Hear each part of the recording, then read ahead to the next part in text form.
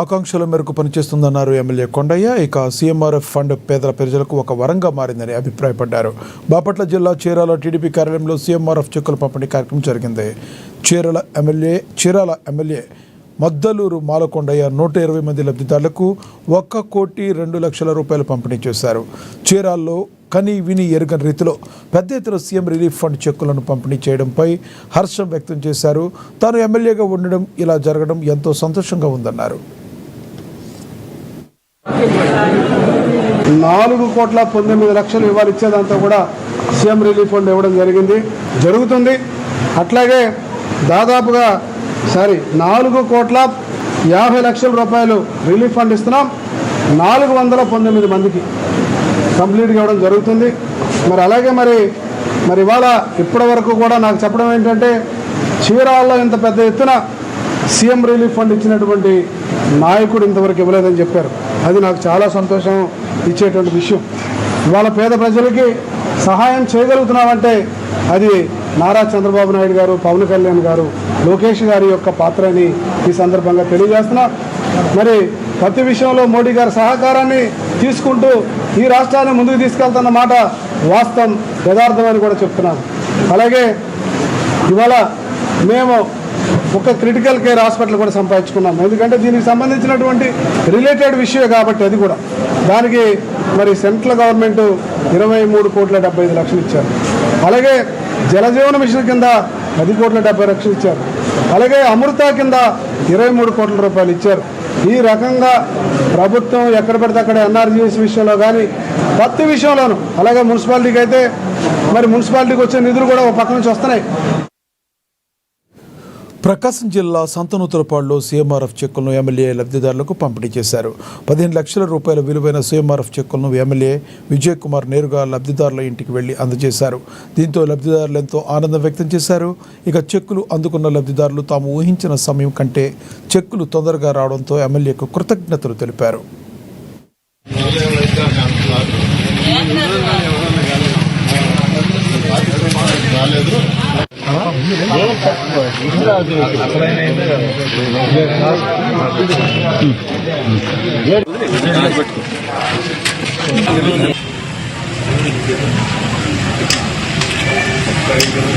శాఖమూరి సాంబశివరావు,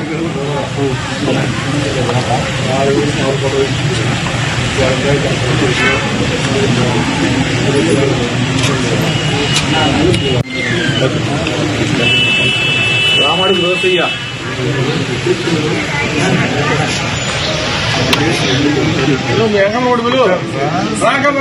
సల్లా బుజ్జమ్మ.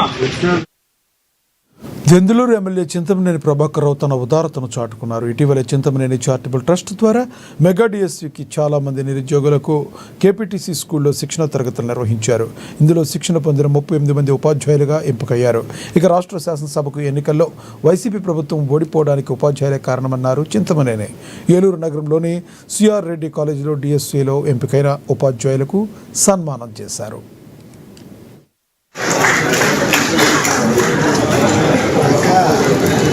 ఇవాళ నిన్న నుంచి చింతమనేని గారితో నేను మార్నింగ్ నుంచి ఏ ప్రోగ్రాంలలో పాల్గొంటున్నా. మధ్యాహ్నం నుంచి చాలా సంతోషంగా ఉన్నారు. ఎంతో సంతోషంగా ఉన్నారో నాకు అర్థం కాలేదు. సాయంత్రం అయితే నాకు ఒక కాల్ చేసి ఇట్లా 37 మందికి నేను ట్రైనింగ్ ఇచ్చిన వాళ్ళకి అందరూ కూడా 37 మంది సెలెక్షన్ జరగడం జరిగింది. ఇది ఈవెన్ వేరే ఎక్కడ ట్రైనింగ్ ఇన్స్టిట్యూషన్ లో కూడా ఇంత ఎవరు కూడా మార్క్స్ వచ్చి పాస్ అయిన వాళ్ళు కూడా లేరు. ఇవాళ చింతమనేని గారు చేసిన ఈ ప్రోగ్రాము, వాళ్ళ చారిటబుల్ ట్రస్ట్ నుంచి చేసిన ప్రోగ్రాము, అలాగే రామ్ ప్రసాద్ గారు, కృష్ణారావు గారు, అలాగే మురళీ కృష్ణ గారు, వీళ్ళందరూ కలిసి ఈ ట్రస్ట్ ద్వారా మీకు ట్రైనింగ్ ఇచ్చి ఇవాళ అందరూ కూడా హైయెస్ట్ మార్క్స్ తో రావడం జరిగింది. ఉద్యోగం ఉంటాయి, కానీ ఈ ఉద్యోగం ద్వారా జీవితాంతం గౌరవం మీ అందరికీ పడుతుంది. ప్రతి ఒక్కరికి ఉద్యోగికి రిటైర్మెంట్ ఉంటుంది, కానీ గురువుకి రిటైర్మెంట్ ఉంటుంది. అది మీరు సాధించారు రోజు. అలాగే సమాజం జీవితాంతం నమస్కారం పెట్టే వ్యక్తి ఒక్కలే, అది గురువు. ఆ గౌరవం కూడా మీరు పెట్టింది. మరి అటువంటి గౌరవం మీకు పెట్టినందుకు ఏదైతే చింతమనేని గారు చేశారో మీ 38 మంది కూడా రేపు భవిష్యత్తులో మీ అందరూ కూడా మేము ఇంతమంది పౌరుల్ని ఈ విధంగా తయారు చేశామని చెప్పి గర్వంగా చెప్పేటట్టుగా మీరందరూ కూడా ఉండాలని చెప్పి ఈ సందర్భంగా మీ అందరినీ కూడా అభినందిస్తూ నన్ను కూడా ఇందులో భాగస్వామ్యం చేసినందుకు చింతమనేని గారిని. కూటమి అభివృద్ధిని చూసి పొద్దుటూరు ఎమ్మెల్యే ఆధ్వర్యంలో భారీగా చేరికలు జరిగాయి. పెన్నానగర్ మైనార్టీ నాయకులు ఎమ్మెల్యే వరద సమక్షంలో టీడీపీ కండువా కప్పుకున్నారు. ఇక వైసీపీ రాష్ట్రంలో పూర్తిగా తుడిచిపెట్టుకుపోయిందన్నారు ఎమ్మెల్యే వరద. పెన్నానగర్ అభివృద్ధికి తోడ్పాట్లు అందిస్తామన్నారు. పొద్దుటూరులో తొందరలో జరగబోయే స్థానిక సంస్థలు మున్సిపల్ ఎన్నికల్లో టీడీపీ సత్తా చాటుతామన్నారు ఎమ్మెల్యే వరద.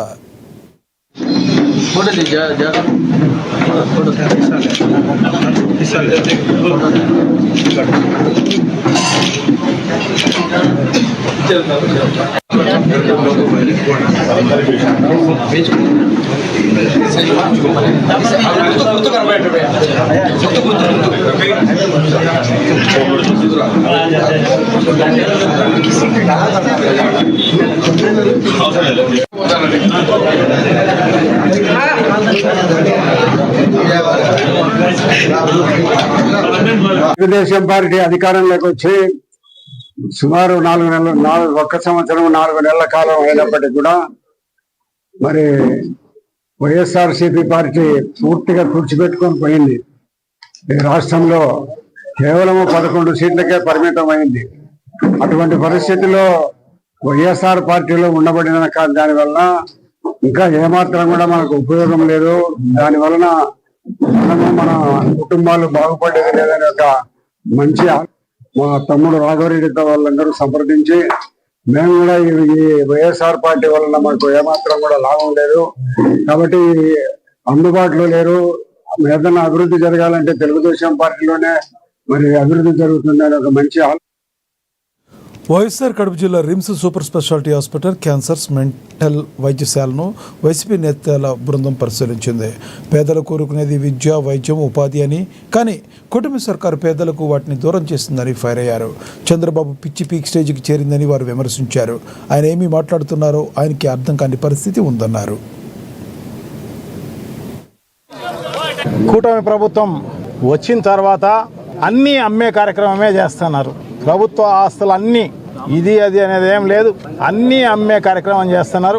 అదే కాకుండా చంద్రబాబు నాయుడు గారి నైజమే దాన్ని ప్రైవేటుకు అమ్మే కార్యక్రమం అన్నమాట.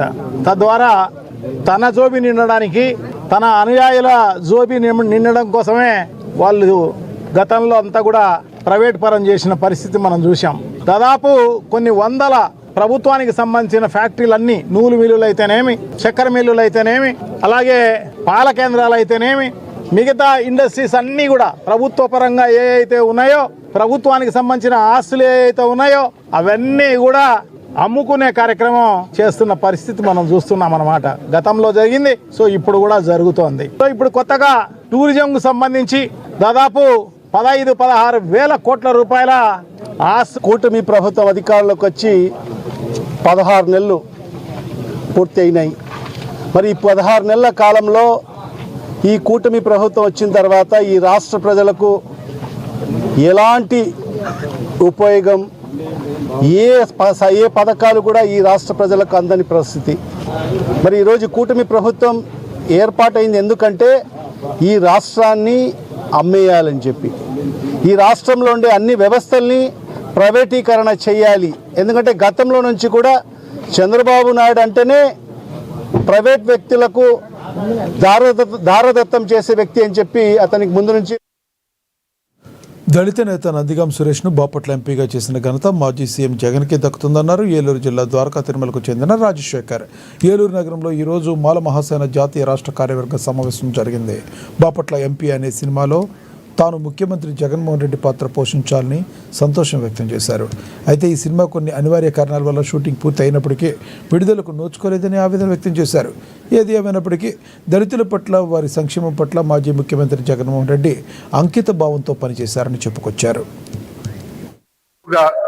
ప్రయాణం చేస్తున్నందుకు నేను చాలా సంతోషపడుతున్నాను. అయితే నేను రాజకీయాల్లో ఉన్నాను. రాజకీయాల్లో ఉన్నప్పుడు కొన్ని కార్యక్రమాలు, కొన్ని వీడియోస్ ద్వారా జగన్మోహన్ రెడ్డి అనే వ్యక్తి గవర్నమెంట్ లో ఉన్నప్పుడు, ఆయన అధికారంలో ఉన్నప్పుడు నేను చేసే కొన్ని కార్యక్రమాల వల్ల నందిగం సురేష్ గారు అనే ఒక దళితుడు, ఇప్పుడు మాజీ ఎంపీ, ఒక దళితుడిని జగన్మోహన్ రెడ్డి గారు ఎలా ఎంపీని చేశాడు. ఆయన ఎంపీ అవడానికి జగన్మోహన్ రెడ్డి గారు చేసిన ప్రయత్నాలు ఏంటనేది ఒక సినిమా కాన్సెప్ట్ తీసుకుని ఆ స్టోరీతో చిన్నగా ఒక వ్యవసాయం చేసుకునే ఒక చిన్న రైతు, ఆర్థికంగా కూడా ఆయనకి డబ్బు బలం లేదు, ధన బలం లేదు, జనబలం లేదు, ఇంకేది లేదు. అలాంటి పరిస్థితుల్లో ఉన్న ఒక సాధారణ చిన్న ఒక రైతు కుటుంబం నుంచి పార్లమెంట్ లో ఈరోజు ఎంపీ స్థాయిలో ప్రధానమంత్రులతో మినిస్టర్లతో కూర్చోవలసిన స్థాయిని ఈరోజు జగన్మోహన్ రెడ్డి గారు ఎలా తీసుకొచ్చారు అనే కాన్సెప్ట్ ని తీసుకుని నాతో సినిమా చేయడం జరిగింది. మరి అందులో ఎటువంటి కాంట్రవర్సీలు, ఏ ప్రభుత్వాన్ని విమర్శించకుండా ఒక సాధారణ మధ్యవర్తిని, ఒక మధ్య తరగతి వ్యక్తిని ఎంపీ ఎలా అయ్యాడు అనేది కాన్సెప్ట్. సో చేయడం అనేది నిజంగా నేను నా అదృష్టంగానే భావిస్తున్నాను. ఎందుకంటే నాకు ఇది కూడా యాక్టింగ్ అనేది కూడా నాకు అంబేద్కర్ గారు పెట్టిన భిక్షే. ఎందుకంటే చిన్నప్పటి నుంచి కూడా ఆయన బుక్స్, ఆయన పాఠ్యాంశాలు చదివి అలగా రవికుమార్ గారు లాంటి వ్యక్తితో ఉండడం వల్ల కొన్ని నాకు అలవాటయ్యి. ఏలూరు జిల్లా ద్వారకా తిరుమలలో రవాణా సౌకర్యాలపై భక్తులు తీవ్ర అసంతృప్తి వ్యక్తం చేశారు. వేలాది మంది భక్తులు శ్రీవారి దర్శించుకోవడానికి వెళ్లగా తిరుగు ప్రయాణంలో ఉచిత బస్సు అందుబాటులో భారీ లోపం ఉందని మండిపడ్డారు. బస్టాండ్లో బస్సుల కోసం ఎదురు చూస్తున్న భక్తులు తీవ్ర అసహనానికి లోనయ్యారు. గంటకో బస్సు రావడం, జనాలు ఎక్కువగా ఉండడం, తగాదాలు, గొడవలు చేసుకోవడంతో బస్టాండ్ పరిసరాలు గందరగోళంగా మారాయి. ఉచిత బస్సు కాబట్టి పట్టించుకోవడం లేదంటూ భక్తులు ఆవేదన వ్యక్తం చేశారు.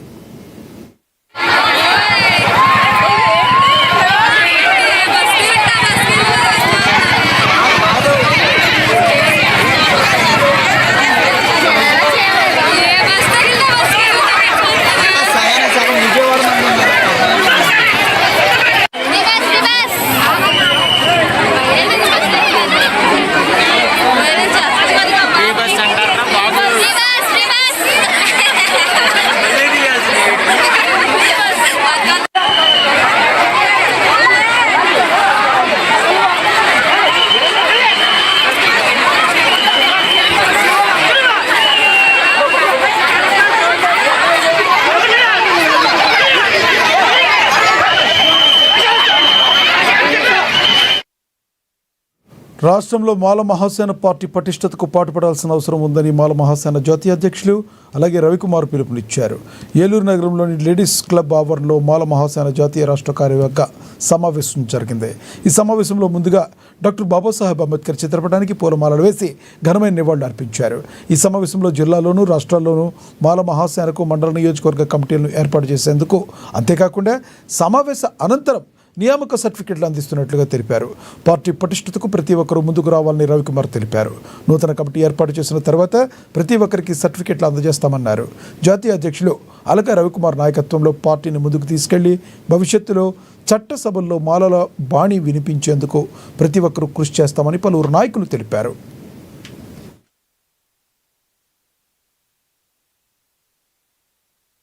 ఈరోజు మాల మహాసేన జాతీయ కార్యవర్గ సమావేశం ఈరోజు ఏలూరులో నిర్వహించడం జరుగుతుంది.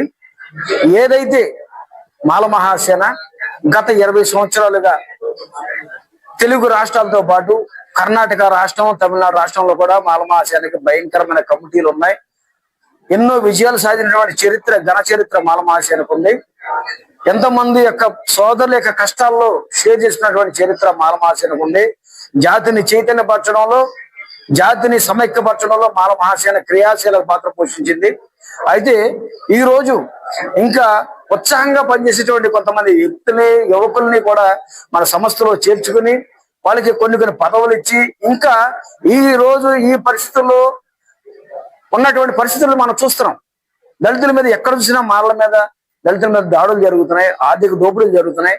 ఇలాంటి క్రమంలో ఇంకా క్రియాశీలక బాధ్యతగా శక్తివంతం లేకుండా కృషి చేసేటువంటి యువతని, మన సమాజంలో ఉన్నటువంటి యువతని, మాల యువతని అందరూ కూడా ఉద్యమాల వైపుకి, హక్కుల పోరాటం వైపుకి మాల మహాసేనలో చేరి దళితులకు సహాయం చేయవలసిందిగా మీరు అనేక మందిని ఆహ్వానించడం జరిగింది.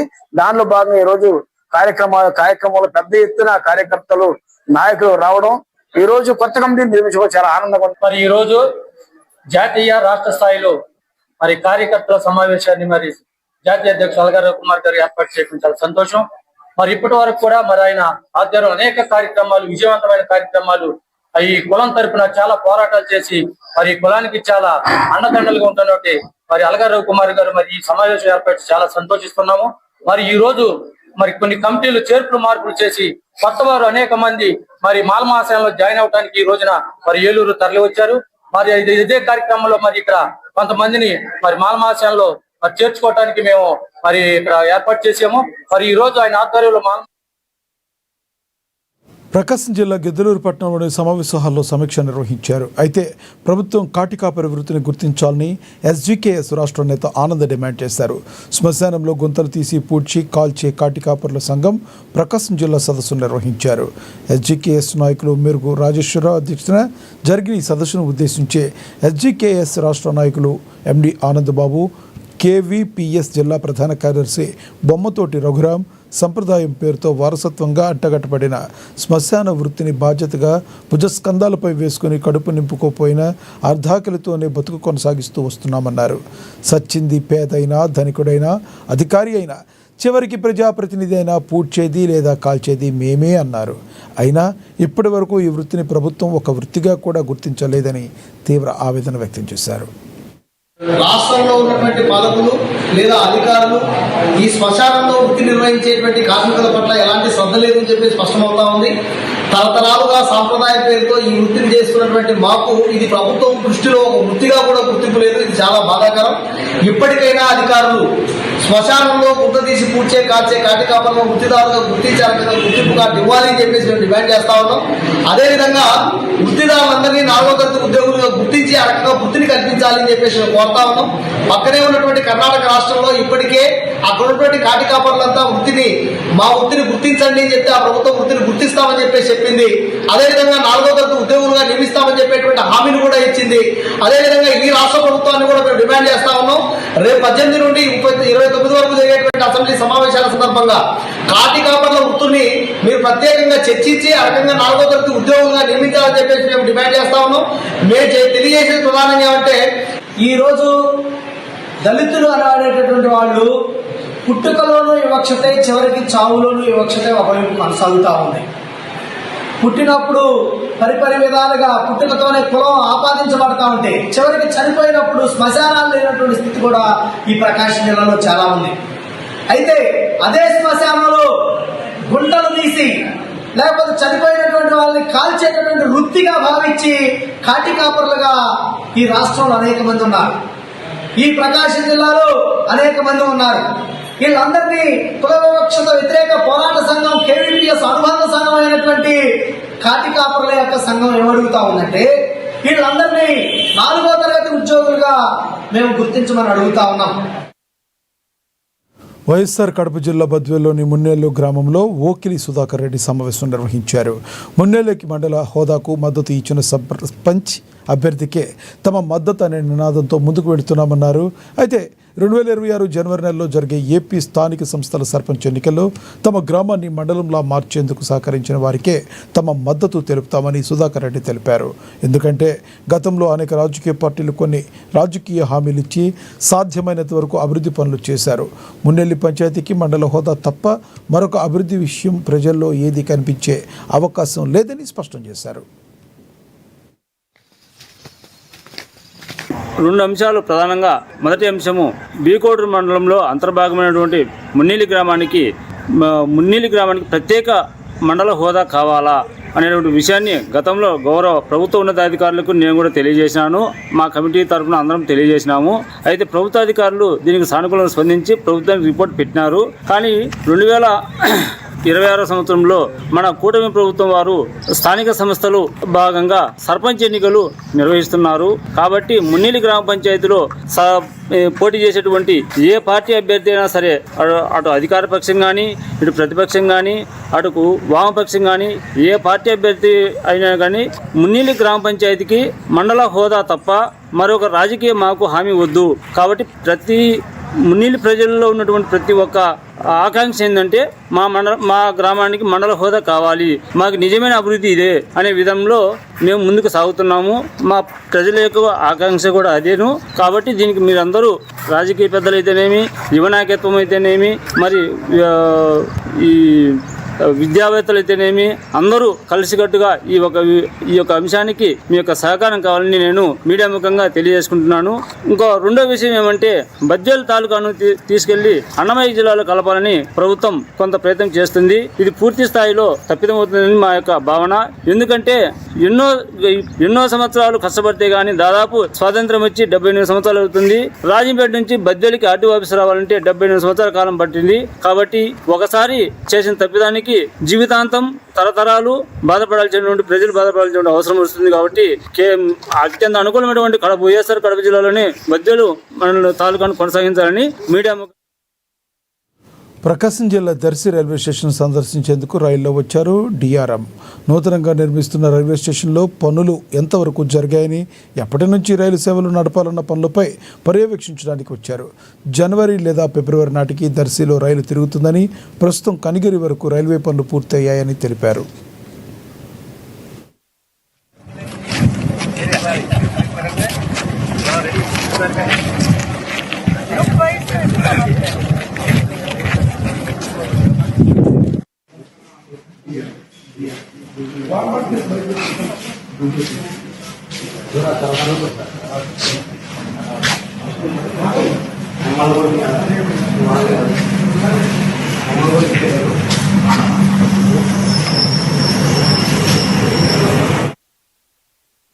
ప్రకాశం జిల్లా నూతన ఎస్పీగా హర్షవర్ధన్ రాజు బాధ్యతలు స్వీకరించారు.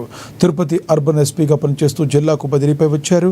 నెల్లూరు జిల్లా కావలికి చెందిన ఈయన అనంతపురం జేఎన్టీయూలో బీటెక్ పూర్తి చేశారు. 2007 బ్యాచ్ గ్రూప్ 1 అధికారిగా పోలీస్ శాఖలో ప్రవేశించారు.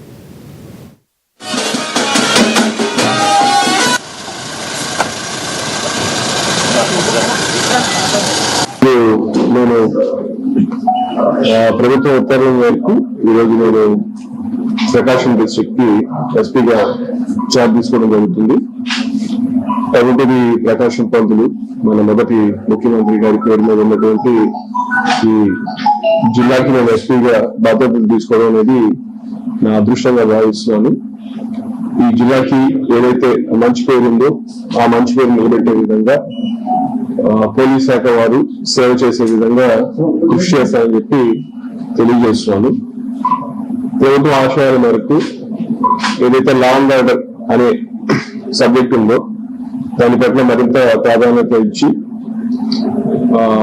ప్రకాశం జిల్లాలో ప్రజలకు మరింత అందుబాటులో ఉంటూ మా పోలీస్ శాఖ అంతా కూడా ఆఫీసర్స్ నుంచి కింద స్థాయి వరకు కూడా అందరూ బాధ్యతాయుతంగా ప్రజలకి మంచి చేసే విధంగా, వారికి మంచి సేవలు అందించే విధంగా అందరూ కూడా సాయశక్తిగా కృషి చేసే విధంగా బాధ్యత నిర్వర్తిస్తామని చెప్పి మీ అందరి తరఫున ప్రజలకు తెలియజేస్తున్నాను. గాజువాక ఆటోనగర్లో భారత్ పెట్రోల్ బంక్ నిర్వాహకులు మోసాలకు పాల్పడుతున్నారు. ఓ వాహనదారుడు 400 రూపాయల పెట్రోల్ పోయించుకుని వెళ్ళగా 1/2 కిలోమీటర్ వెళ్లేసరికి బండి ఆగిపోవడంతో కంగుతిన్నాడు. దీంతో అనుమానం వచ్చిన వాహనదారుడు పెట్రోల్ ట్యాంకును ఓపెన్ చేసి చూడగా నీరు దర్శనమిచ్చింది. ఇదేంటని ప్రశ్నించిన వాహనదారుడికి బంక్ యాజమాన్యం నిర్లక్ష్యంగా సమాధానాలు చెప్పారని వాపోయాడు. ఇలాంటి కల్తీ పెట్రోల్ అమ్ముతున్న భారత్ బంక్ యాజమాన్యంపై అధికారులు చర్యలు తీసుకోవాలి.